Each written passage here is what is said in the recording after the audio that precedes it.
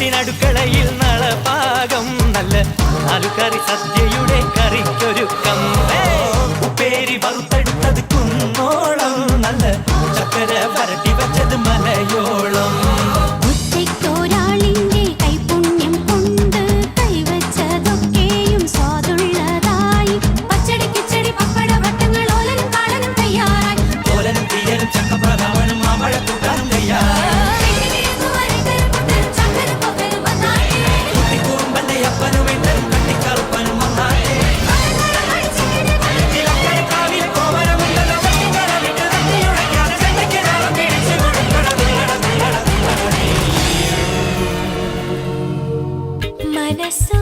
മനസ്സും